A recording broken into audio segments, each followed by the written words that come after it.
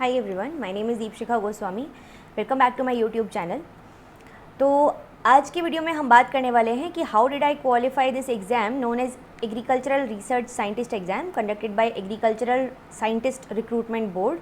ठीक है, और ICAR जो होता है इसका काफ़ी इंपॉर्टेंट वैल्यू होता है यहाँ पे, बिकॉज ऑफ कोर्स एग्रीकल्चर से रिलेटेड ये एग्ज़ाम होता है। ऑलराइट, तो यहाँ पे आप देख सकते हैं this is my mark sheet of preliminary ARS examination which is also the ARS net examination somewhat. ठीक है, तो आप यहाँ देख सकते हैं name Deepshikha Goswami and what like how many marks I scored.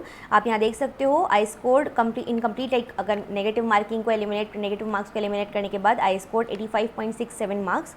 ठीक है, परसेंटेज के बारे में अगर मैं बात करती हूँ तो 57% and result was I qualified for appearing in main examination. Okay, so today I am going to talk about how did exactly I qualify for this exam। सबसे पहले तो बात करते हैं पेपर के पैटर्न के बारे में। ठीक है, तो अगर मैं बात करती हूँ कि हमारा फोकस आज सिर्फ और सिर्फ प्रीलिम्स एग्जामिनेशन के बारे में बात करना है, तो प्रीलिम्स में आप यहाँ देख सकते हैं 150 टोटल यहाँ पे क्वेश्चंस होते हैं। ठीक है, और एक क्वेश्चन एक नंबर का होता है, दैट मीन्स टोटल 150 मार्क्स आपको इस पेपर में मिलते हैं। ठीक है, नेगेटिव मार्किंग जो है वो है 1/3। ऑलराइट, और ड्यूरेशन जो है वो है 2 आवर्स। आगे बात करते हैं, कुछ इंपॉर्टेंट एरियाज़ हैं जिस पे आपको फोकस करना चाहिए when you are talking about this a particular exam. So when I prepared for this exam, आप मेरे मार्क्स में भी देख सकते हो, I just qualified, like I got 57% marks. ठीक है, उस समय पे कितना कट ऑफ था, किस तरीके से था, I do not know, but then बहुत अच्छा नंबर नहीं था, ऐसा नहीं था कि 70-80% से आई qualified, I just like qualified exam. ठीक है, तो दैट मीन्स कि मैंने इस एग्ज़ाम के लिए कुछ अलग से प्रिपरेशन नहीं की थी। जो प्रिपरेशन मैंने अपने CSIR एग्ज़ाम के लिए की थी या फिर बाकी के एग्ज़ाम्स के लिए, उसी से मेरा ये एग्ज़ाम अपने आप निकल गया था। ठीक है, तो I did not took any extra effort for this particular exam. Also because my background was plant molecular biology, I gave this exam, like मेरा जो मास्टर्स का स्ट्रीम था that was plant molecular biology. तो वहाँ पे बाकी के area से बेसिक होते हैं, मतलब कि cell biology, biotechnology, immunology, biochemistry, genetics, bioinformatics, okay, and then tissue culture, plant tissue culture, transgenics, ये कुछ एक्स्ट्रा एरिया होते हैं वहाँ पे। तो ये आपको अगर आप प्लांट से नहीं कर रहे हो तो नहीं मिलेगा। तो ये मैंने वहाँ से तैयार किया था और ये काफ़ी इंपॉर्टेंट होता है आपके इस एग्ज़ाम के लिए। फिर आ जाती है बात एग्रीकल्चर के लिए। तो एग्रीकल्चर के लिए ICAR का जो हैंडबुक होता है वो काफ़ी इंपॉर्टेंट होता है। अब बात करते हैं किस तरीके के सवाल यहाँ पे आपको देखने के लिए मिलते हैं। सबसे पहली बात तो easy to moderate questions. If you are preparing for CSIR, यहाँ पे क्वेश्चंस का लेवल ईजी टू मॉडरेट होता है। सेकेंड पॉइंट, 1 लाइनर्स आपको काफ़ी ज़्यादा देखने मिलते हैं, मतलब most of the paper is full of 1 liners और 1 वर्ड टाइप ऑफ क्वेश्चंस। ठीक है, मतलब कि factual information. Third point is जो आपके एकदम रेगुलर सब्जेक्ट्स हैं, मतलब कि cell biology, genetics, biotechnology, biochemistry, plant physiology, extremely relevant, ये इंपॉर्टेंट है, ये काफ़ी ज़्यादा इंपॉर्टेंट है, ये भी इंपॉर्टेंट है। एग्रीकल्चर, इकोलॉजी थोड़ा बहुत, ठीक है। इसके अलावा tissue culture extremely relevant, RDT extremely relevant, ठीक है। इसके अलावा cell signalling, applied biology very important, methods in biology. तो ये जो स्ट्रीम हमारे आपके जो CSIR एग्जाम है उसके लिए रेलिवेंट या इंपॉर्टेंट है, वही आपके यहाँ पे भी सबसे ज़्यादा इंपॉर्टेंट होते हैं।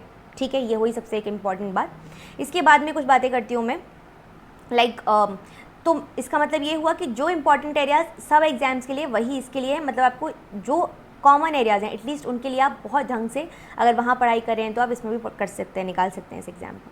अब बात करते हैं कुछ चीज़ें जो आपको याद रखनी चाहिए when you are preparing for this exam.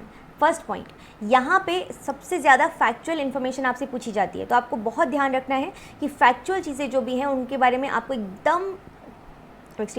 आपको एकदम अच्छे से पता हो। ठीक है, फैक्चुअल इन्फॉर्मेशन एकदम क्रिस्प मैनर में आपको आती हो। ठीक है, ओके, देन मैं बात करती हूँ यहाँ पे। सो रिविज़न मतलब फैक्चुअल इन्फॉर्मेशन जहाँ पे भी होगा वहाँ पे आपको रिवीजन बहुत ज़्यादा करना पड़ेगा। रिवीजन के बिना आपको याद नहीं रह सकती चीज़ें, तो आपका रिकॉलिंग कैपेबिलिटी बहुत अच्छा होना चाहिए।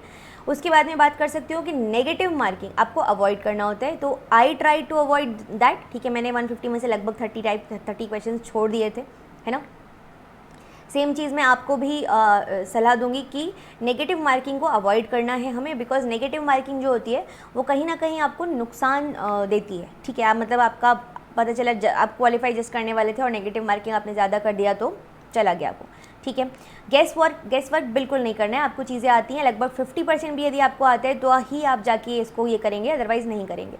फिर इसके अलावा आपको प्रैक्टिस बहुत ज़्यादा करना है, जो भी पेपर्स यहाँ पे प्रेजेंट होते हैं, रिविज़न करना है, प्रैक्टिस करना है, प्लांट फिजियोलॉजी या प्लांट से रिलेटेड चीज़ें आपको बहुत अच्छे से आनी चाहिए, ठीक है। अब मैं आपको कुछ एक क्वेश्चंस का थोड़ा सा डेमो देने की कोशिश करती हूँ, किस तरीके के क्वेश्चंस आपको देखने मिलेंगे। लेट्स से एग्रोबैक्टीरियम से एक क्वेश्चन आया है, ठीक है, कि एग्रोबैक्टीरियम के इन्फेक्शन से जो प्लांट सेल होती है वो किस तरीके का डेरिवेटिव बनाने की कोशिश करती है आर्जिनिन का, ठीक है, कौन सा आर्जिनिन डेरिवेटिव बनाता है प्लांट सेल। एग्जाम्पल्स वर हाइग्रोमाइसिन, ओपाइंस, एसिटो बेंजाइल प्यूरिन, एसिटोसिरिंजोल, ठीक है। तो ये आपके पास 4 ऑप्शन है, ओपाइंस इज़ द करेक्ट आंसर। एक और क्वेश्चन देखते हैं, जैसे कि रैपिड RAPD मॉलिक्यूलर मार्कर्स जो हैं वो किस तरीके के प्रोसेस, किस तरीके की चीज़ें होती है, डोमिनेंट होता है, रेसेसिव होता है, को डोमिनेंट होता है, न्यूट्रल होता है, आपको पता है ये कैसे होते हैं, कमेंट सेक्शन में आंसर बताइएगा, ठीक है। इसके अलावा आप देख सकते हो यहाँ पे कि जो मतलब ट्रांसडक्शन, ट्रांसफॉर्मेशन, इन सब चीज़ों के बारे में आपसे अच्छे से चीज़ें पूछी जाती हैं कि ये क्या होते हैं ये सब चीज़ें, या फिर इंपॉर्टेंट है, रेलेवेंट है, पढ़ लीजिएगा। एग्रोबैक्टीरियम बहुत ज़्यादा इंपॉर्टेंट है इस एग्ज़ाम के लिए, एकदम डिटेल में से आपको पता होना चाहिए, कौन इसकी ग्रोथ को चेक कर सकता है, कौन इसकी ग्रोथ को रोक लेगा, वगैरह वगैरह आप चीज़ें पढ़ सकते हो, ठीक है। पूरा इसके बारे में एक जीन के इन्फॉर्मेशन। इसके अलावा जो टेक्निक्स होती हैं एक्सट्रीमली रेलिवेंट, PCR से आपसे पूछा जाता है, रियल टाइम PCR से पूछा जाता है, RT-PCR, ठीक है, QRT-PCR। तो यहाँ पे आपसे पूछा जाता है CT वैल्यू वगैरह के बारे में पूछ लेते हैं आपसे कि क्या होता है, इसका मतलब क्या है। फिर ऑर्गेनेलीज के बारे में पूछा जाता है कि कौन ब्रेक डाउन कर सकता है आपके टिश्यू सेल्स का, कहाँ पे आपका हाइड्रोजन पेरोक्साइड मिल सकता है, वगैरह वगैरह, जो एकदम छोटी छोटी इन्फॉर्मेशन है, ठीक है। जो सिग्नल सीक्वेंस है वो कहाँ पर कौन सा मिलता है, ठीक है। इसके अलावा कुछ पर्टिकुलर एंजाइम्स के बारे में पूछ लेंगे कि जैसे फॉर एग्जांपल पेक्टिन, बॉन्ड्स के बारे में पूछ सकते हैं कि इसके अंदर कौन कौन से बॉन्ड्स मिलते हैं आपको, है ना, ग्लाइकोजन के अंदर, स्टार्च के अंदर, एटसेट्रा, बॉन्ड्स स्पेसिफिकली, है ना, कौन से मिलते हैं। फिर एंजाइम्स जो होते हैं वो कौन कौन से बॉन्ड्स को ब्रेक करते हैं उनके बारे में आपको पता होना चाहिए, कि एंडोकाइटिनेज किस तरीके से यूज़ किया जाता है, एंटी फंगल एक कंपोनेंट की तरह इस्तेमाल किया जाता है, ठीक है। इसके अलावा जो आपका ट्रांसजेनिक्स है उससे रिलेटेड काफ़ी इंपॉर्टेंट चीज़ें पूछ सकते हैं। तो ट्रांसजेनिक्स में BT है, उसके रिलेटेड क्राइजीन्स, ठीक है, उसके बारे में आपको डिटेल में इन्फॉर्मेशन होना चाहिए। जो रिस्ट्रिक्शन एंजाइम्स होते हैं उनके टाइप 1, 2, 3 जो भी आपके टाइप्स हैं जितने भी, उनके बारे में, ठीक है, उस इन्फॉर्मेशन कौन सा ATP को यूज़ करता है, कौन सा नहीं करता है, कौन सा इसके अलावा और किन चीज़ों को यूज़ करता है, मैग्नीशियम आयंस वगैरह वगैरह पता होना चाहिए, ठीक है। इसके अलावा रेजिस्टेंस, मतलब जो ट्रांसजेनिक्स बनाते हैं तो वहाँ पर जो रेजिस्टेंस वाले जीन्स आप इस्तेमाल करते हो, जैसे कि हर्बिसाइड रेजिस्टेंस जीन, है ना, एटसेट्रा, इनके बारे में आपको इन्फॉर्मेशन होना चाहिए। फिर DNA सीक्वेंसिंग वगैरह के बारे में, कौन से वेक्टर्स आप यूज़ करते हैं किस तरीके की चीज़ के लिए, ठीक है, तो वेक्टर्स के बारे में डिटेल में आपको पता होना चाहिए, कुल मिला के RDT, ठीक है। इसके अलावा मैं बात कर सकती हूँ आपसे, तो लेट्स से जो आपके कौन सा एंजाइम किस तरीके से कट कर सकता है, मतलब ब्लंट एंड देगा या फिर स्टिकी एंड देगा, कौन सा वाला देगा, एकदम वो नाम नहीं पूछेंगे लेकिन एक इन्फॉर्मेशन बेस्ड क्वेश्चन होगा, ठीक है। इसके अलावा जो जैकोबन मोनोड ने जो मॉडल प्रपोज किया था DNA का, ठीक है, या फिर इन्होंने जो ओपेरॉन के बारे में बात किया था, या फिर जो DNA के मॉडल प्रपोज किए गए थे उसके बारे में इंपॉर्टेंट इन्फॉर्मेशन, रेप्लिकेशन के बारे में, ठीक है, रोलिंग सर्कल रेप्लिकेशन के बारे में, एंड रेप्लिकेशन प्रॉब्लम के बारे में, ऑलराइट। इसके अलावा जो पेनिसिलिन वगैरह था ये किस ईयर में आपका डिस्कवर हुआ था, इन सब चीज़ों के बारे में पूछ लेंगे, ठीक है। एंडोसाइटोसिस वगैरह के प्रोसेसेस के बारे में, ऑटोफेगी के प्रोसेस के बारे में, ठीक है, यहाँ पे आपकी चीज़ें आ जाएंगी। इसके अलावा आपका आ जाएगा जो cDNA वगैरह कैसे बनता है, लाइब्रेरी जो होती है वो कैसे बनती है ना, ये सब चीज़ें आपसे पूछ लेंगे। तो अपार्ट फ्रॉम दैट लाइपोसोम क्या होते हैं, माइसीली क्या होते हैं, ठीक है, कैसे इसका मतलब यूज़ कहाँ पे होता है, ड्रग डिलीवरी वगैरह में, ये सब चीज़ें आपसे पूछ लेते हैं, ठीक है। Apart from that I can say और क्या पे आप पूछ सकते हैं, ओके, जो आपके जैसे कि मैंने बोला वेक्टर्स, तो वेक्टर्स में आपके जो जैसे बोलते हैं ना कॉस्मेट सेलेट से, तो कॉस्मेट में कॉस साइड क्या होती है, ये सब इन सब चीज़ों के बारे में, ठीक है। इसके अलावा जो रिलैक्स्ड प्लाज्मिड होता है वो किस तरीके का होता है, ठीक है, मतलब उसमें मतलब क्या होगा, मल्टीपल कॉपीज़ होंगी कि बहुत सिंगल कॉपी होगी कि क्या होगा, ठीक है। अपार्ट फ्रॉम दैट जो आपका शेरगैफ रूल होता है, शेरगैफ रूल, उससे रिलेटेड क्वेश्चंस आपसे पूछ लेते हैं, ठीक है। देन जैसे कि मैंने बोला कि सेल्यूलोज वगैरह के बारे में, सेल्यूलोज स्टार्च वगैरह के बारे में, ठीक है। Then cell cycle, extremely relevant cell cycle, और यहाँ पे आपके माइटोसिस मियोसिस से क्वेश्चंस आते हैं, रेगुलेशन से भी आते हैं और माइटोसिस मियोसिस से भी आपके क्वेश्चंस पूछे जाते हैं काफ़ी फ्रीक्वेंटली, ठीक है।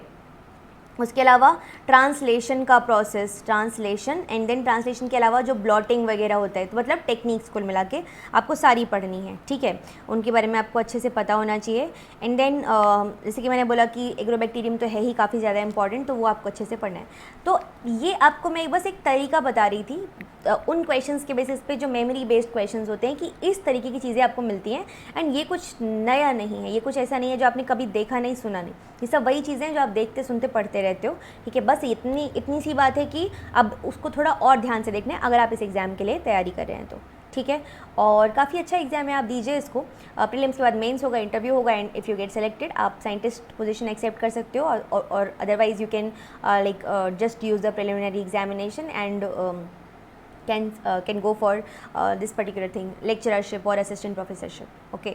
So this is all about this particular video। और अगर आपको किसी भी और एग्ज़ाम के बारे में इन्फॉर्मेशन चाहिए तो do let me know in the comment section. Like कीजिए, शेयर कीजिए वीडियो को और सब्सक्राइब कीजिए चैनल को for all the updates. Short की और ज़्यादा वीडियोस सारी अपलोड कर दी गई हैं, ठीक है। आज की वीडियो आ चुकी है, रोज़ सुबह 8 बजे 8 AM आपको वीडियो मिल जाएगी शॉर्ट की डेली अब से, ठीक है।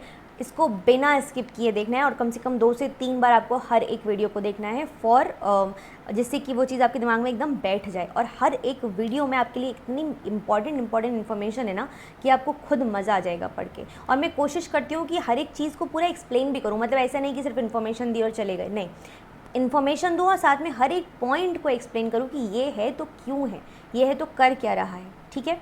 सो इतना ही, खूब मेहनत से पढ़ाई करो, है ना, और अपने पापा मम्मी का नाम रोशन करो। Will see you in the next video. Bye everyone.